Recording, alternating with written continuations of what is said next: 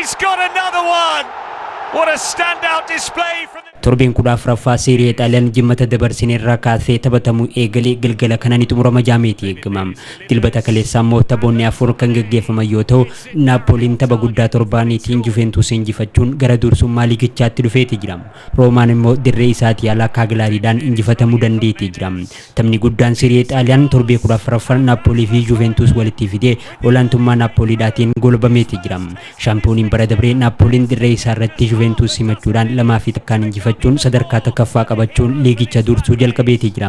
Taphichaan leenjisaan Juventus Luciano Spalletti garee isaanii duraanii waancaa injifachiisaniin faallaa ta'anii morkatanis mo'amuudhaan harka qullaa galan. Gama biraatiin leenjisaan Napoli Antonio Conte immoo garee seenaa isaanii keessatti taphataa fi leenjisaa ta'uudhaan waancaa hedduu waliin injifatanii wajjin morkachuudhaan injifatanii jiran. Tapha istaadiyeemii Diego Armando Maradonaatti taphatame kanarratti taphataan sarara fuulduraa kilabichaa Rasmus Hojlund gooliiwwan lamaan Napoliidhaaf galchuu dandeetti jira. Taphataan duraanii Manchester United kun daqiiqaa torbaffaa irratti kubbaa David Neres qaxxaamurseef gara goolitti jijjiiruun Napoli dursa qabachiise. Ta'us Juventus daqiiqaa 59ffaa irratti Kenan Yildiz goolii galcheen wal qixxaatan. Daqiiqaa 78ffaa irratti Weston McKennie yeroo kubbaa garee isaa irraa deebisuudhaaf yaalaa turetti dogongora uumeen Hojlund kan isatti dhiyoo ture goolii galcheen injifannoo Napoli mirkaneesseeti jira.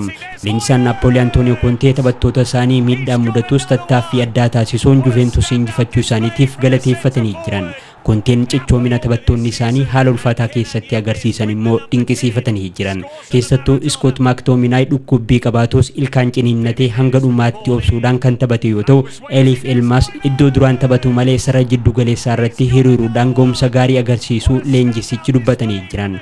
Bu'aan kun Naapoliin bara 2025 dirree isaa irratti tapha Seerii Xaaliyaaniin osoo hin injifatamin bara faranjootaa kana akka xumuru kan isa gargaare yoo ta'u, kunis bara 1987 as yeroo jalqabaatiif ta'uu dandeetti jira. Akkasuma Juventus walitti aansuudhaan yeroo torbaffaadhaaf imala gara Neaples taasisarratti injifatamuudhaan harka kennuu dandeetti jira. Luciano Spalletti gama isaaniitiin Kenan Yildiz taphataa jiddu galeessa sarara fuulduraa taasisuudhaan Francisco Conchao fi Weston McKennie akka gargaaran taasisuun murtii dabarsanii fi boodarra immoo jijjiiranii baasuu ilaalchisee ani taphataa Juventus euro miiliyoona 45 itti baasee biteen dirree galche jechuudhaan dubbatanii jiran. Injifannoon kun Napoliin qabxii tokkoon Inter Milan caaluun sadarkaa jalqabaarraa akka taa'uuf isa gargaareeti jira. Tapha biraatiin Roomaan adeemsa morkii waancaa keessatti mo'amuudhaan harka kenneeti jira.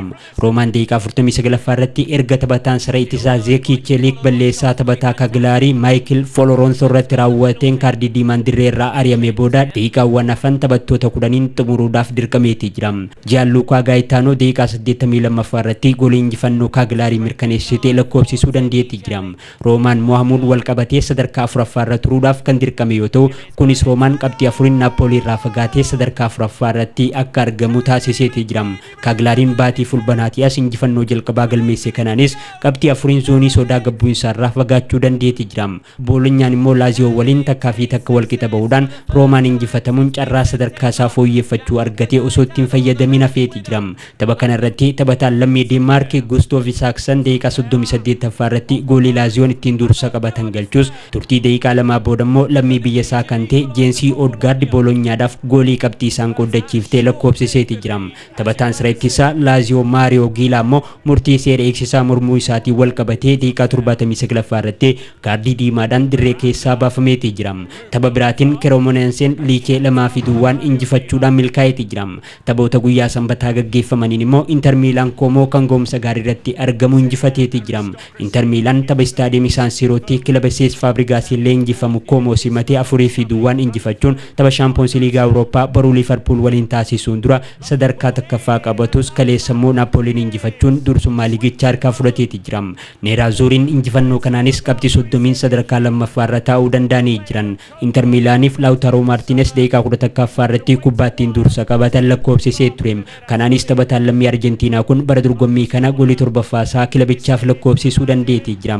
Marcus Thuram immoo daqiiqaa 59ffaa irratti goolii lammaffaa yoo lakkoofsisu Hakan Calhanoglu fi Carlos Augusto immoo goliiwwan lamaan hafan Inter Milaaniif lakkoofsisanii jiran. Kaapteenni yookiin dursaan taphattoota Inter Milan Lautaro Martinez tapha booda yaada kenneen har'a garee cimaa Como irratti hagam takka akka cimnee jirru agarsiifnee jirra.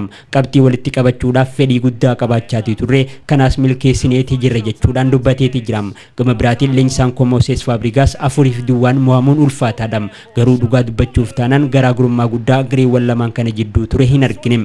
Haala kanaan mo'amuun keenya nu cimsa irraa baranne jechuudhaan dubbateeti jira. Tapha biraatiin Fiorentina 3-1 Sassuoloodhaan injifatamuudhaan rakkoo keessatti argamurraa furmaata osoo hin argatin itti fufeeti jira.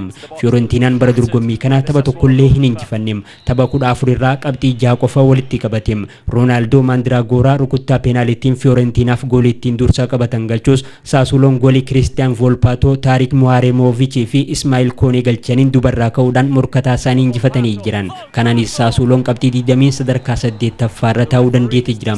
Atlantaanis Hellas Veronaadhaan 3-1 injifatame. Kunis injifannoo jalqabaa Hellas Verona kan bara dorgommii kanaa ta'uun galmaa'eeti jira.